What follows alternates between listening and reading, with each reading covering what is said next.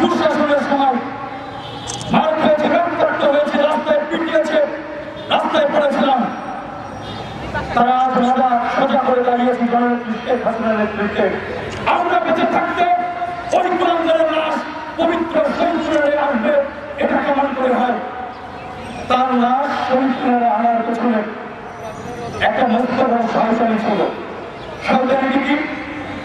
এক বালতি দুধের ভেতর যদি 100 টাকা কেরোসিন ঢেলে দেওয়া হয়, গোটা বালতি খুবই নষ্ট হয়ে যায়। আমাদের মুক্তিযুদ্ধ, আমাদের প্রাণের স্বাধীনতা, আমার অস্তিত্ব, আমার সংস্কৃতি, আমার কৃষ্টি, আমার ঐতিহ্যকে ভুলণ্ডিত করবার জন্য 100 টাকা কেরোসিন ওই পিয়াস করিমের লাশ যথেষ্ট।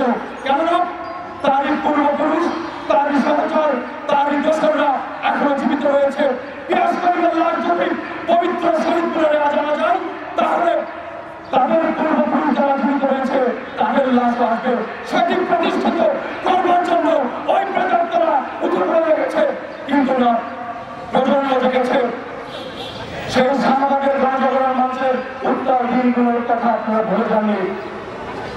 আমাদের কোনো আবেদন কোনো কিছু ছিল কিনা সেটি বলতে চাই না, কিন্তু এতটুকু বলতে চাই, শাহবাগের গণজাগরণ মঞ্চ করতে গিয়ে আমরা ভাই জগৎ শিবিরের হাতে নিহত হয়েছে। আমার বুয়েটের দ্বীপ ছাত্রলীগের দ্বীপ বুয়েটের হাতে জীবন দিয়েছে। আমার সাতক্ষীরার মানুষ ছাত্রলীগ সিটি কলেজের সভাপতি ওই শিবির জামাতের হাতে নিহত হয়েছে। টাঙ্গাইলের ছাত্রলীগের মানুষ সে শিবিরের হাতে নিহত হয়েছে। বুয়েটের কনভেনর আজও বন্ধুত্ববরণ করছে তন্ময়, শিবিরের হাতে পর্যদস্ত হয়েছে, ক্ষতবিক্ষত হয়েছে। এমন বাংলাদেশের অনেকে ছাত্রলীগ, আওয়ামী লীগ, যুবলীগের নেতা কর্মীরা ক্ষতবিক্ষত রক্তাক্ত হয়েছে। অনেকেই ক্রেডিট দিতে চান, ক্রেডিট দিতেই পারেন। আমরা ক্রেডিট করো না, আমরা কোনো কিছু প্রত্যাশা করি। দেশের জন্য কাজ করতে চাই, দেশের জন্য কাজ করে যাই, সামনের দিকে এগোতে চাই, জননেত্রী শেখ হাসিনা হাতকে শক্তিশালী করবার জন্য। আজকে আজকে ডক্টর ইউনূস দেশের বাইরে বসে শোক প্রস্তাব দেন পেশ করিবার জন্য।